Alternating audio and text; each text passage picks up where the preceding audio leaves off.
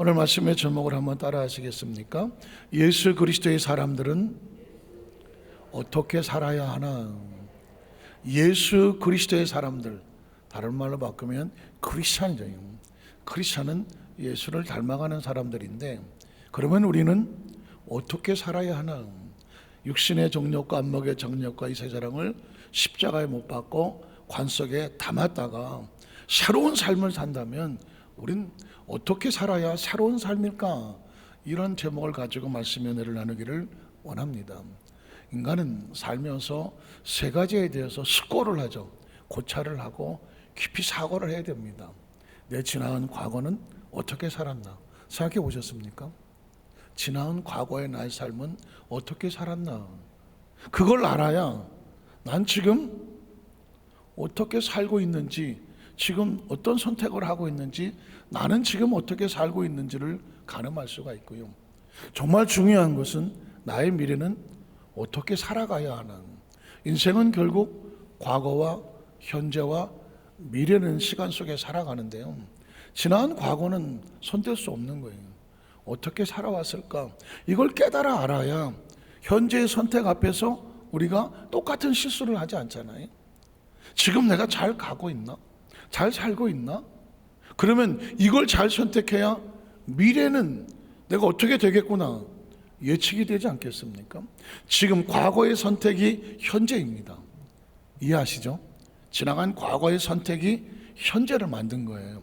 현재는 뭐 운명과 팔자 재수가 아닙니다. 과거의 선택이 현재를 만든 거예요. 현재의 선택은 미래를 만들 겁니다. 그러니까 성경은 지금 우리에게 무슨 얘기를 할까요? 지나온 삶의 모습이 어땠는지를 돌아보게 하고, 그리고 나는 지금 어떻게 선택을 해야 할까? 이 부분에 대한 강력한 말씀을 제시하겠고, 그러면 너는 앞으로 어떻게 될 것이다, 미래에 대한 방향까지도 예측하게 만들죠. 그래서 오늘 갈라디아서 5장에 보면 크리스찬의 삶의 원칙, 삶의 모습이 세 가지가 있는데, 갈라디아서 5장 16절 이하를 보면 크리스찬은 항상 두 가지 길이 있는 거예요. 과거에도 그랬고 현재에도 그랬고 미래도 마찬가지예요. 다행히 두 가지만 있는 거죠. 첫 번째는 뭐예요? 내가 이르는 너희는 성령을 따라 행하라. 자, 또 하나는 뭐예요? 그리하면 육체의 욕심을 이루지 아니하리라. 어제 제가 성례명의 그 기도회 하면서 인생은 게임이 아니다, 인생은 놀이터가 아니다, 인생은 치열한 전쟁터다 라는 말씀을 드렸습니다. 물론 뭐 어느 시인의 고백처럼 나는 이 세상에 소풍을 왔다, 자, 나그네와 같이 잘 놀다 갈 거다, 이렇게 얘기하려면 원칙으로 잘 살아야 결과가 좋아야 소풍이 될 것이고, 어떤 사람에게는 그 원칙을 벗어나서 인생을 살면 소풍이 아니라 감옥이 될 수도 있습니다. 내 인생을 소풍이 되게 할 것이냐, 내 인생을 감옥이 되게 할 것이냐는 오늘 성경에 두 가지 길을 제시하거든요. 네가 성령을 따라 행할 것이냐, 아니면 육체의 감정, 기분, 욕심을 가지고 살아갈 것이냐. 우린 지나간 삶 속에 어떻게 살았을까요? 육체를 따라 살았을까? 아니면 성령을 따라 살았을까? 이건 조금만 생각해 보면 우리의 지나간 과거를 생각해 볼 수 있겠죠. 굉장히 중요한 겁니다. 육체를 따라 살았던 그 아픈 기억이 지금 우리 머릿속에 아픈 기억으로 남아 있는 거예요. 하나님의 성령을 따라 행했던 그 처절한 믿음의 기억이 오늘 우리 속에 영적인 아름다움으로 남아 있는 거거든요. 이건 각 개인이 다 다르기 때문에 각자 어떻게 살아왔는지 스스로밖에 모르는 겁니다. 그래서 오늘 너희는 성령을 따라 행하라, 그리하면 육체의 욕심을 이루지 아니하리라. 뒤집어 말하면 육체의 욕심을 따라 행하면 성령을 네가 따라갈 수 없다라는 것과 같습니다. 신앙은 전쟁입니다. 영적으로 살아갈 것이냐, 육신의 감정 살아갈 것이냐, 이 두 가지가 끊임없이 충돌을 하는데 동시에 잡을 수는 없다. 마치 빛과 어둠과 같아서 빛을 잡으면 어둠이 사라지는 것이고 어둠을 붙잡으면 빛은 없는 것입니다. 자, 그 다음 절을 보면 육체일은 분명하다. 내 지나온 삶 속에 이 모습이 있었다면 육체로 살아온 겁니다. 음행과 더러운 것과 호색과 우상 숭배와 주술과 원수 맺는 것과 인간의 삶 가운데 앞에 것들은 좀 우리가 조심할 수 있을지 모르지만 감정적인 문제로 원수같이 원수 맺는 것, 분쟁하는 것, 시기하는 것, 분냄하는 것, 당짓는 것, 분열하는 것, 이단, 또 투기하는 것, 술 취하는 것, 방탕하는 것, 그와 같은 것들이다. 이것만 있겠습니까? 육신의 감정에 따라 나오는 모든 산물들, 이런 것들은 성령을 거스리는 것들이니까 전에 너희가 경계한 것 같이 경계한 것이다. 자, 이런 것들은 경계 삶을 살아가면서 경계하는 거죠. 여러분, 건강은 지킨다고 말하지 않습니까? 유지하는 거 아닙니까? 건강하고 싶은 사람은 건강을 해치는 것을 항상 경계하지 않습니까? 항상 이거 까딱 잘못하면 한 방에 가는 수가 있습니다. 육체는 완전하지가 않아요. 조그만 독을 잘못 먹으면 가는 겁니다. 제가 어렸을 때 저희 아들 얘기를 한번 했었지만, 저와 우리 사람 무슨 설거지하고 저는 정리하고 이러는데, 우리 꼬마가 한 3살, 4살, 3살, 이빨 2개, 몇 살이야 이빨 2개면? 2살? 3살? 예. 1살, 2살? 이빨 2개밖에 없을 때 아래 이렇게 갖고. 근데 얘는 항상 다니면서 뭔가 저지르잖아. 막 저지르는데 조용하더라고. 애가 조용하면 무슨 일을 하는 거예요? 어딘가 일을 저지르고 있는 거예요. 그래서 어디 갔지? 설거지를 이렇게 하고 있는데 바로 옆에 조그만 쓰레기통이 있는데 그 쓰레기통에서 뭔가를 이빨 2개로 하고 있는 거예요. 이렇게 쳐다봤더니 그 일회용 김 이게 벗겨나면 그 안에 방부제, 실리카겔 있잖아. 방부제. 거기 안에가 반짝반짝 빛나니까 사탕같이 생겼잖아. 그걸 또 어떻게 봐갖고는 이빨 2개로 그거를 뜯어갖고 방부제를 넣었더라는 거. 여러분, 사람은 가는 건 순식간이라니까요. 딱 보니까 벌써 몇 알 들어갔어. 입술이 시퍼래. 입술이 시퍼렇다는 얘기는 뭐예요? 이게 벌써 이게 독이 들어가는 거거든요. 근데 얘는 독이고 나발이고 없어. 그냥 그걸 먹고 있어. 이야, 이 초보 아빠인데 그 순간에 이걸 어떻게? 그래서 근데 마침 그 지하 1층에 약국이 있어요.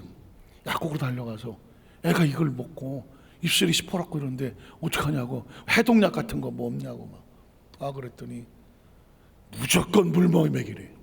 약은 없대. 물을 먹여갖고 해독을 중화를 시켜야 된대. 근데 사실은 그 맨 처음에 이걸 딱 그걸 끄집어내서 이 손가락을 입에다가 집어넣는데 보니까 애가 이빨 2개로 내 손가락을 깨무는 게, 왜 이걸 못 먹게 하느냐, 그지? 어떻게 해요? 죄송한 얘기지만 아가리를 벌려야지. 어떻게? 손가락을 다 끄집어내야죠. 그 다음에 어떻게?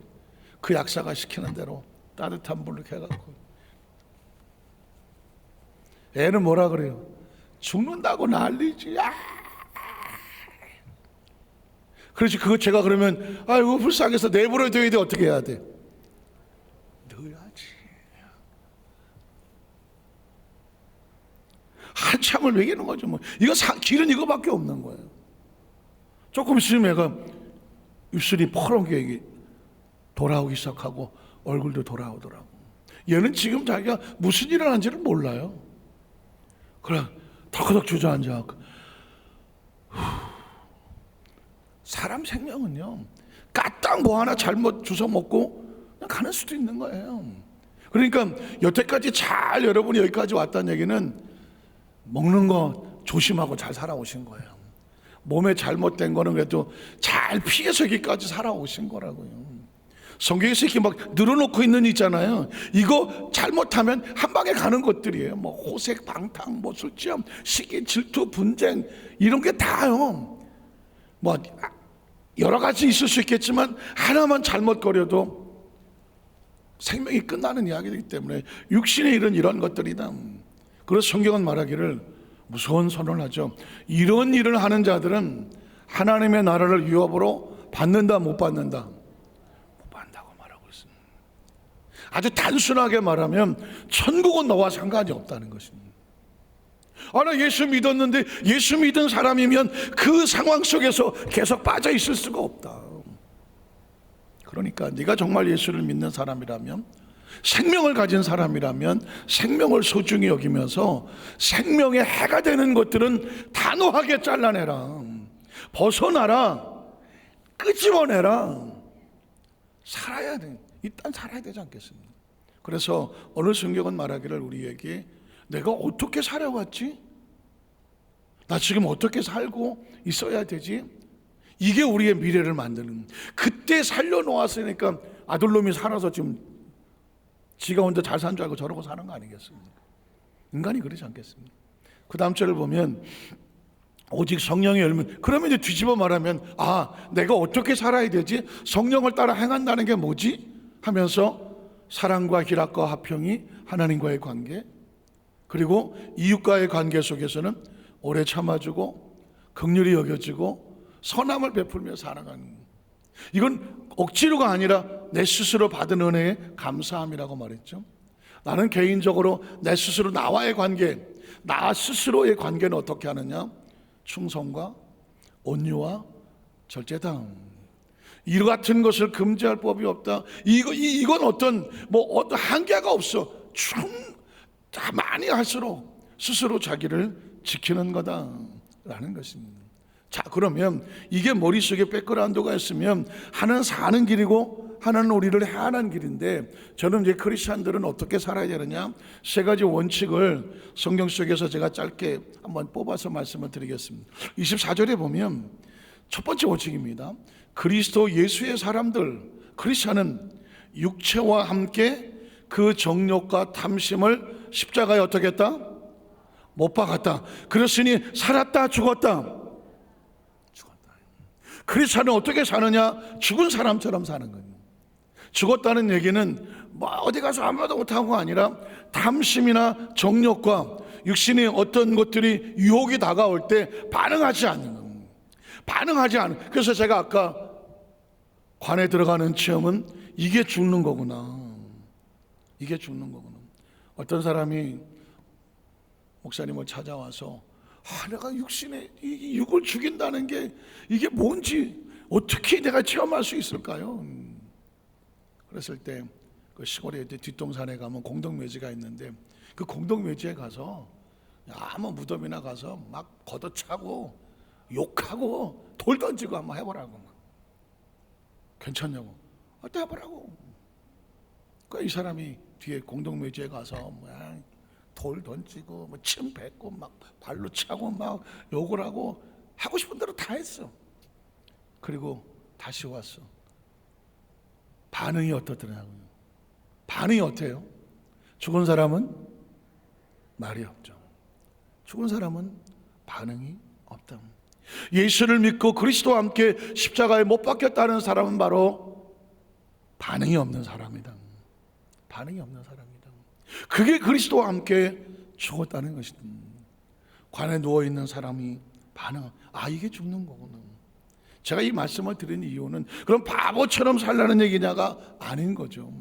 아까 성령의 열매가 있던 것처럼 하나님이 나를 끝까지 참아주셨기 때문에 내가 참아낼 수 있는 것이고, 하나님이 나를 불쌍히 여겨주셨기 때문에 그 나를 향하여 돌을 던지고 침을 뱉고 발길질하는 그 사람이 불쌍해 보이는 것이고 긍휼히 여겨지는 것이고, 원수를 원수로 갚는 것이 아니라 선함으로 안아줄 수 있는, 내가 하나님 앞에 저지른 일을 하나님이 나에게 원수를 하고 보복과 복수했다면 우리가 살아남아 있겠습니까?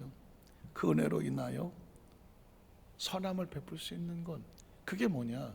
그리스도와 함께 십자가에 못 박힌 자와 같다는 것입니다. 생각해 보셨습니까? 나는 산 사람이 아니라 죽은 사람이다.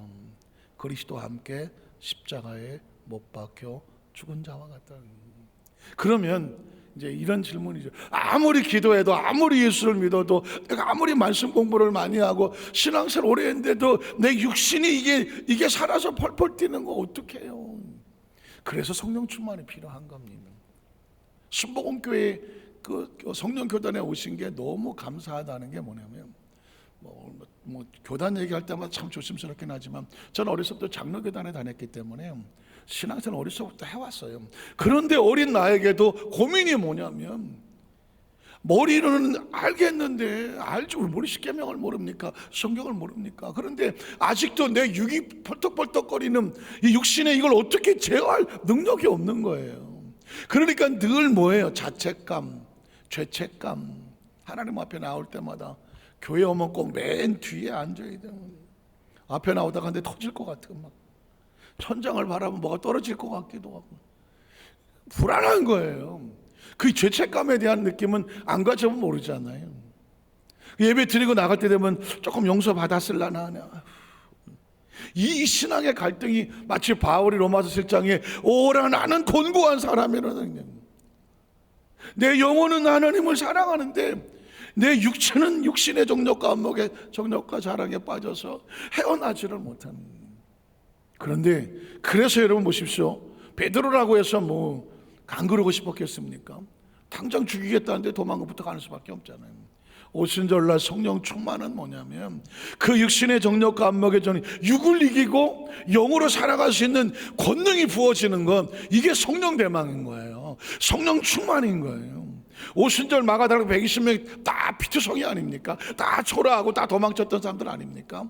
육신의 이걸 피하여 도망갈 어떤 능력이 없었던 사람들인데 위로부터 바람 같은 소리가 있고 불의 혀같이 갈라지는 곳이 있어서 각 사람 머리 위에 임하였다는 건 뭐예요? 하나님의 능력으로 세상을 이길 권세와 힘이 부어지는 건 이게 성령 충만이에요.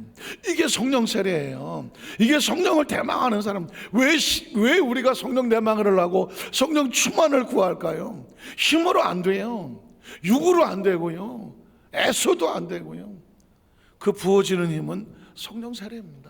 성령 세례. 제가 지금 말씀 성령 충만 받고 나서 6개월 동안 제가 화를 안 내봤다고 그러잖아요. 그건 제 힘이 아니에요. 제 도덕이 아니고 제 양심이 아니고 제 윤리가 아니에요. 제가 할 수 있었던 게 아닌 거예요. 하나님이 은혜로 붙잡아 주셔서 나도 모르는 캐릭터가 내 안에 나온 거예요. 성령이 바꾸어 주시는 새로운 캐릭터가 나오는, 새로운 품성이 나오고요, 새로운 성격이 나오는 거더라고요. 성령 충만은 우리를 그렇게 바꿔놓는 것입니다. 그래서 여러분 보십시오. 죽었다는 얘기는 그냥 바보처럼 살란 얘기가 아니라 물속에 푹 잠겨서 물에 내 몸을 맡기는 것처럼 성령님이 내 안에 오셔서 내 안에 새로운 모습으로 살아가는 것, 그게 바로 예수 그리스도와 함께 죽은 자 같으나 산 자로 사는 것입니다. 두 번째는 뭐냐면 25절에 보니까 만일 우리가 성령으로 살면 또한 성령으로 행한다. 이제는 내가 사는 것이 아니라 내 안에 예수께서 사신다고 말했죠. 성령 충만은 우리의 또 다른 성령에 살게 하시는 거다라는 것입니다. 그러니까 이제는 세상적인 기쁨, 육신의 기쁨이 아니라 영의 기쁨으로 살아가는 거예요. 영의 기쁨으로. 아이들 읽는 책에 보니까는 새끼 오리가 발이 어떻게 생겼어요? 이거 하잖아요. 새끼 오리가 이렇게 보니까는 참새가 나무에 있는데 보니까 그 조그만 나무 위에 참새가 잘 앉아 있는 거예요. 그래서 보니까는 넌 좋겠다. 나무 위에 올라가서 나무인데 내 발이 이렇게 생겨갖고 이거 뭐 올라가기도 좋고 나는 그런 나무에 뭐 있어. 그러니까 안 됐다. 좀 이따 보니까 토끼가 또 앙증맞는 거 가지고 막 뛰어다니는 거예요. 얼마나 토끼발이 이쁜지 막. 그래서 그 발 있으니까 좋겠다. 네 발은 어떻게 생겼게 막 이렇게 생겨 뛰지도 못하고 막. 이 오리 새끼는 마음에 나는 날아다니는 새처럼 날씬한 다리도 아니고 토끼처럼 예쁜 다리도 아니고 내 다리는 왜 이 모양일까? 그러다 호스코에 봤더니 거기 갔더니 모든 오리나 이 물새들이 다 헤엄을 치고 가는, 물속에 들어가서 보니까 새 발로는 못 가는 거고 토끼 발로는 헤엄이 안 되는, 물속에 들어가니까 이 오리발은 날아다니는 것처럼 날아가는. 어쩌면 우리는 세상을 바라보면서 저 사람 또 뉴스에 나오는 사람 연예인 그런 사람하고 비교를 하면서 난 저렇지 못해서. 여러분 보십시오. 오리발가락은요 물속에 헤엄치라고 있는 거고요, 크리스찬은 믿음으로 영적인 세계 속에서 성령님과 함께 헤엄치라고 있는 거예요.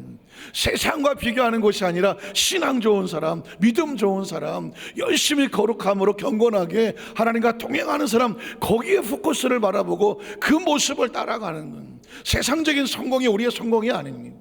세상적인 성공이 우리의 성공이 아니에요. 하나님 안에서 믿음으로 살아가는 사람 모습을 바라보고 꿈꾸고 나아가십시오. 제가 어느 그 책을 하나 보니까 에너지 버스라고 하는 단어가 있더라고요. 에너지 버스. 그 버스는 에너지로 꽉 차여 있는 그런 버스인 거예요. 에너지 버스를 타라, 이제 그런 메시지죠. 거기서 말하는 에너지 버스는 뭐냐? 그 에너지는 포지티브 싱킹이라고 말하는 적극적인 사고 방식에 긍정적인 사고를 가진, 그 버스 안에 긍정적인 사고를 가진 사람들이 가득 차 있는 버스는 에너지가 충만해. 할 수 있다, 하면 된다, 해보자, 당신도 잘 됩니다. 아유, 당신도 잘 되죠. 당신도 복을 받았습니다. 당신도 오늘은 좋은 날입니다. 하나님이 함께 하십니다. 그 영적인 에너지와 믿음으로 서로 선포해주고 함께 손잡고 같이 갑시다. 이런 버스 안에 탄 사람들은 그 안에 표정이 밝을 수밖에 없어요. 그러나 같은 에너지라도 네가 뭐라겠어요, 너는 뭐, 아이 나도 뭐, 아이 니까지 게, 너는 마음이, 서로 파괴적이고 비판하고 손가락질하고 흉보고, 아이 지가 잘났으면 얼마나 잘났어요, 눈깔이나 이렇게 뜨고 막 이런 부정적인 마이너스 에너지로 차 있는 사람들에게 거기에 모여 있으면 그 버스는 살겠어요, 죽겠어요? 그 버스는 죽는 거예요. 가만히 생각하면 우리 여도수 만상교회는 에너지 버스와 같아. 세상과 구별되어 있지만 하나님 사람들이 와서 우리는 좋으신 하나님, 믿음의 하나님, 성령 충만하게 하신 하나님, 우리의 영혼이 잘되게 하신 하나님, 범사가 형통하게 하신 하나님, 강건하게 하신 하나님, 그 믿음의 사람들이 함께 모여서 서로 격려해주고 같이 기도해주고 중보해주고 손잡아주고 기뻐해주고 이렇게 세워주고, 이 세상에서 많은 공동체가 있지만 여러분, 교회라는 공동체는 바로 이 긍정적이고 믿음의 언어들로 가득 차 있는 축복의 사람들이 같이 가는 것이죠. 여기는 부정적인 사람은 있지도 못하거니와 있어서도 안 되고 있어봤자 의미가 없습니다. 교회 안에서 맨날 들어앉았고, 아이고 뭐 너는 뭐 영이나 보고 뭐가 어쩌고 이러고 있는 사람들은 교회 안에 와 있을 망정 그 마이너스 에너지가 다른 사람을 실족시킬 겁니다. 본인 자신도 미안한 얘기지만 하나님의 나라의 유업을 받기는 어려울 거랍니다. 우리 모두 하나님 안에서 믿음으로 살려고 와 있는 사람이지, 어떤 자신의 어떤 육신을 자랑하려고, 개인 자랑하려고 와 있는 사람들은 아니다. 크리스천은 어떻게 산다? 성령으로, 그 성령과 함께 사는 공동체로 살아간다. 마지막 세 번째로 26절에 보면 굉장히 중요한 의미가 있는데요, 한번 따라 하실까요? 자존심으로 살지 않고 자존감으로 산다. 우리가 신앙생활하면서 아주 조심해야 될 건 뭐냐면, 자존심으로 살지 않냐고 크리스천은 자존감으로 사는 겁니다. 자존심이란 my pride, 나를 스스로 존중하면서 내가 어떤 높여줘야 되고, 또 다른 사람 잘 되는 꼴을 못 보고 내가 하는 자신의 영광을 구하는 것은 자존심에 가까워요. 자존감이란 스스로 존중하고 높여서 남하고 비교하지 아니하고, 아유 저는 잘 되는데 나는 이게 뭐야 하지 않아요.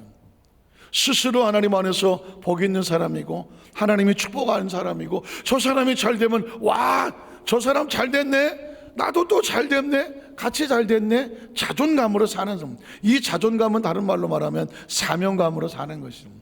자, 이걸 머릿속에 두면 헛된 영광은 뭘까요? 자존심입니다. 내가 높아지기를 원하는, 이게 자존심으로 사는 사람은 헛된 영광, 다른 사람 잘 되는 꼴을 못 보죠. 내가 잘 돼야 돼요. 다른 사람 앞에 나서는 꼴을 못 보죠. 내가 잘 돼야 돼요. 모든 일은 내가 주목을 받아야 됩니다. 이건 헛된 영광입니다. 영광의 단어는 하나님만 쓸 수 있는 겁니다.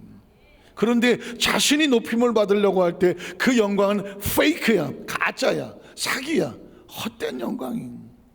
헛된 영광을 구하여, 그러다가 보니까 어떻게 서로 노엽게 하고는, 헛된 영광을, 자존심을 쌓는 사람들은 서로 맨날 싸우지. 이게 자존심 싸움 한다고 그러잖아요. 네가 잘났어, 내가 잘났어. 자존심은 서로 싸우게 만듭니다. 네가 왜 나를 무시해? 내가 언제 무시했어? 눈가를 그렇게 떴잖아. 이 자존심 싸움하는 거거든요.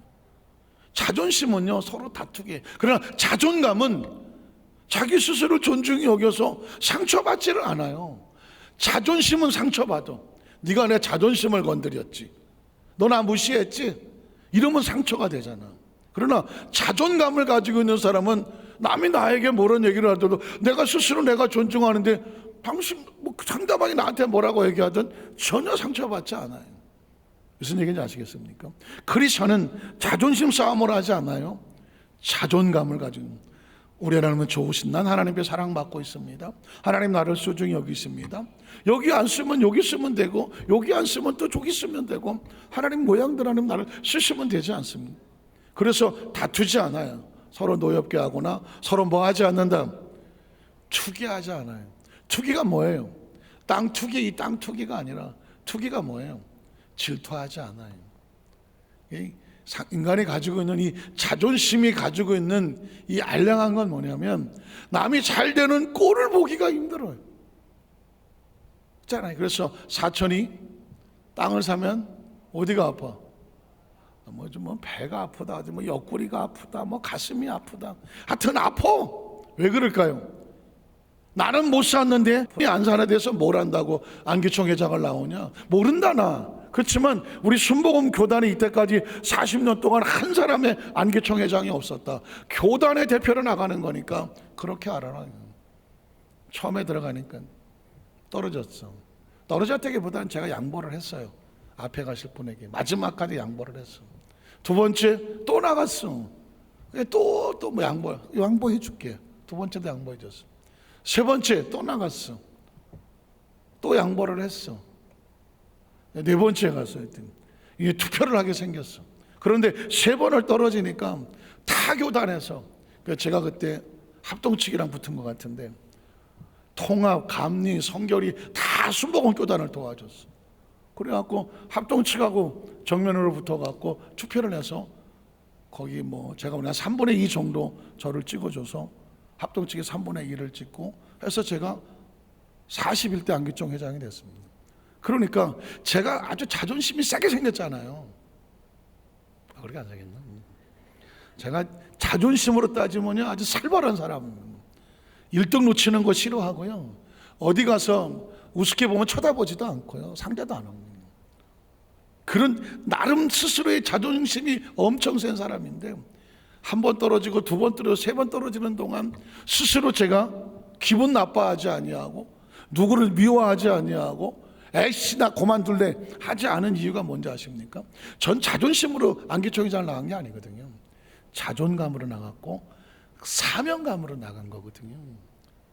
중요한 겁니다. 여러분은 신앙생활할 때 직분을 하든 봉사를 하든 뭘 하든지 간에 자존심 싸움을 하면 넘어지게 되어 있습니다. 상처받게 되어 있습니다. 자존심이란 원래 상처받는 거예요. 그러나 자존감은 상처받지 않습니다. 사명감은 상처받지 않습니다. 더 재밌는 거는 안산시 지방회장을 또 제가 나갔습니다. 6번 양보했습니다. 6번. 새카만 후배들이 달라붙어도 네가 해, 네가 해, 네가 해. 선배들하고 같이 무슨 투표를 할 때는 선배님 먼저 하세요, 할 수 있잖아요. 근데 새까만 후배들이 이거 같이 와요. 후배들한테 이거 양보하기 쉽지 않거든요. 그런데 하나님 저에게 주신 게 있어요. 난 투표하지 않는다. 네가 해, 네가 해. 6번을 양보했습니다. 6번을. 쉽겠습니까, 여러분? 제가 이 자존심이 얼마나 팔팔한 사람인데 그걸 양보를 하겠습니까? 자존심은 용납 안 합니다. 그러나 자존감은 용납이 됩니다. 왜 그럴까요? 네가 해, 네가 해. 다 때가 되면 하나님께서, 사명이란 그런 거거든요. 내가 하겠습니다가 아니잖아요. 하나님께서 맡겨주셔야 되는 거잖아요. 그리고 나는 하나님의 사명이 있는 사람이다, 자존감을 가지고 있으면 됩니다. 6번 마지막에 7번째 했더니 아유 목사님이 하시죠. 추대로 해서 그냥 투표 같은 거 없이 자연스럽게 그냥 된 겁니다. 생각해 보십시오. 7년 어떻게 참습니까? 근데 참아지는 건 딴 게 아니에요. 자존감입니다. 자존감을 가진 사람은 무시당했다고 생각하지 않아요? 내가 그 사람들에게 멸시당했다고 생각하지 않아요? 사명은 올해가 아닌가 보다. 뭐 내년인가 보지. 내년이 또 내년이 아닌가 보네. 그 다음인가 보네. 그러면 기다리는. 근데 재밌는 건요, 떨어지는 것도 맛이 있어요. 이게 한두 번 떨어져 보면 이 맛이 쏠쏠해요. 왜 그런지 아십니까? 견딜 수 있는 내성이 생기고요, 자존감이 더 깊어지고요, 그리고 내가 벌써 3번 떨어졌네? 와, 한 4번도 괜찮은데? 뭐가 탄력이 생기지 않습니까? 그리고 한 6번 한번 떨어져 보면 겁나는 것도 없고 창피한 것도 없고요, 어디 가서 수치스러운 것도 없어요. 왜 그럴까요? 그게 엄청난 파워가 되거든요. 집안에 잔다고 6, 7번 떨어져 본 놈 나와보라 그래. 없어요. 안기총회장 하면서 2번 떨어진 사람은 봤어. 3번 떨어져 본 사람 나오라 그래요. 그러니까요. 떨어져 보는 건 엄청난 축복입니다. 엄청난 파워가 되고요, 내성이 되고 겁이 안 나요. 상처는요, 처음에 받을 때 상처가 마음 아프고 힘들고 어려운 거죠. 상처 속에 살면 상처는 아픔이 아닙니다. 이건 상처도 아니야. 그런 거 있잖아요. 한 7, 8번 찔려보면 상처도 아니야. 여러분, 그래서 연세 많으신 분들하고 인생 얘기하면은 그러잖아요. 뭐 좀 어떠냐 그러면, 야, 나 고생한 건 고생도 아니야. 왜 그래? 나는 다 했어. 물론 듣기 싫은 소리긴 하지만 그게 뭐가 됩니까? 맷집이 되고요, 근육이 되고요, 소화력이 돼갖고 웬만한 건 까딱도 안 하게 됩니다. 저는 우리 여도수 환자교회 성도님들이 그래서 오늘 말씀을 정리하면서 제가 쓰는 단어 가운데 영적으로 도도해라, 도도하고 자신만만하고 위풍당당하고 빳빳해라. 이 이야기는 뭐냐면, 누구도 넘보게 하지 마라. 아유, 저거 조금만 뭐라 그러면 금방 그만둘 거야. 조금만 뭐라 그러면 질질 짤 거야. 조금만 뭐라 그러면 아이고 상처 입어서 할 거야. 이런 것들 앞에서 어떻게 했냐, 자신만만해 정신 똑바로 차리고, 누구도 나를 건드릴 수 없다. 누구도 나를 밀어낼 수 없다. 누구도 나를 상처 줄 수 없다. 누구도 나의 자존심으로 상처 입히지 않아. 난 자존감으로 산다. 이해가십니까? 마귀도요, 찔러봐갖고 조금만 또 그러면 이런 사람은요, 마귀가 갖고 놀아요. 그러나 마귀가 와서 뭐 아무리 흔들어도 본 척도 안 해. 들은 척도 안 하고 그냥 꿋꿋이 가. 이러면 마귀 또 힘들어. 쟤는 건드리지 말자. 이쯤 돼야 돼. 한번 따라서 쟤는 건드리지 말자. 건드리면 위험하다. 저거 건드리면 2시간씩 기도한다. 3시간씩 기도하고, 저것도 건드리면 금식하고 막 철야하고 작정 기도하면 골치 아파하죠. 그러니까 냅둬. 이 정도 가야 돼. 이 정도 가야 신앙이 유유자적하는 거예요. 아무것도 건드리는 게 없어. 그런데 조금만 그러면 막, 물론 처음엔 다 그렇겠지만, 그러나 조금만 해도 누르고, 어떻게 해요? 큰일 났어요. 나 힘들어 죽겠어요. 나 어떻게 해 맨날. 이러기 시작하면 마귀가 갖고 놀라고 들어. 이해가시겠습니까? 크리스찬은 어떻게 사느냐, 죽은 자와 같다는 얘기는, 반응이 없다는 얘기는 뒤집어 말하면 누구도 나를 자극할 수 없다는 거예요. 그 정도 가지고 난 자극 안 해. 왜? 나는 성령님과 따라 성령님과 동행하며 살아가는 거거든. 이해가 가시겠습니까? 이해가십니까? 그래서 나는 자존심으로 살지 않아. 자존감으로 살아. 그리고 나는 사명감으로 살아. 내가 이 땅에 왔을 때 하나님 엄청난 사명을 주셨고, 지금 내가 살아 존재하는 난 사명으로 살아가는 것이, 하나님이 나를 붙잡고 나를 움직일 건 하나님밖에 없어. 이 세상에 어떤 누가 나를 건드린단 말이에요. 독야 청창하고 말이에요. 어쩌나요? 그런 고도함으로 인생을 살아갈 때, 이렇게 달아갈 때 인생을 보면서, 지구는 뺑뺑 돌아가더라도 도는 거하고 나하고 뭔 상관이 있어. 천국을 향해서 나는 한 걸음 한 걸음, 나이 먹는 것도 위대한 거인의 발자국과 같이 툭툭툭툭 하고 가다 보니 내 뒤에 따라오는, 나를 보고 따라오는 사람들이 많아진다면 얼마나 귀하고 감사하겠습니까? 우리 에도서 만살교회 모든 성도들이 이 세상에, 어차피 세상은 바람 불고 뭐 그냥 그렇게 되어 있어, 지지고 볶고 되어 있어. 여기에 요동하지 않는 영적 거인처럼 한 걸음 한 걸음 한 걸음 믿음의 거대한 발자국을 전진해 나가는 우리 성령 되시기를 주님의 이름으로 축원합니다. 기도하겠습니다. 하나님 아버지 감사합니다.